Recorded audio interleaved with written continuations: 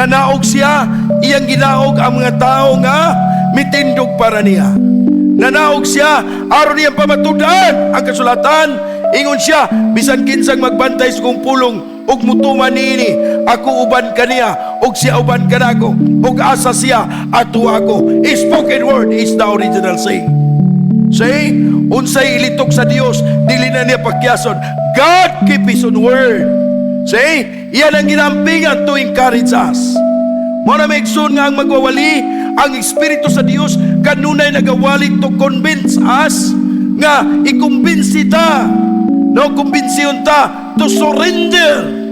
Nga dili ta unsay paagi sa pag-surrender, dili ta mo muhimo sa to kaugalingong ideya, di ta muhimo sa to kaugalingong pamaraan, kundi surrender yourself unto the Lord.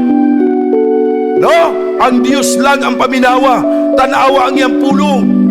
Dili ta pwedeng magbuhat og ato kaugalingong reliyon, di ta pwedeng magbuhat og ato kaugalingong ideya, magkaugalingong pamaagi. Submit yourself unto the Lord. Mao na maigsoon nga ang tao samtang buhi pa adunay paglaom, no?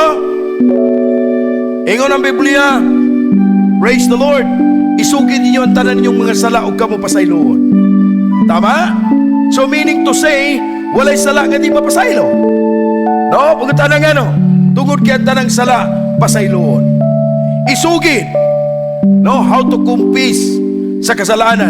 Unsaon man pagwala sa kasalanan, maigsoon, dili mabura ang kasalanan pag di mo i-confess, dili ka mo surrender, di ka mo tugan. Asa nagsukat ang pagtugan? Diya sa pagtuo.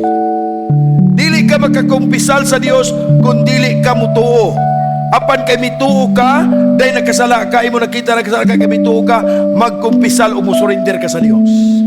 And then, sa imong pagtuo, hinay-hinay nga imong pagkuhon, ang imong hunahunag, imong kasing-kasing tungod sa imong pagtuo. Say, praise the Lord.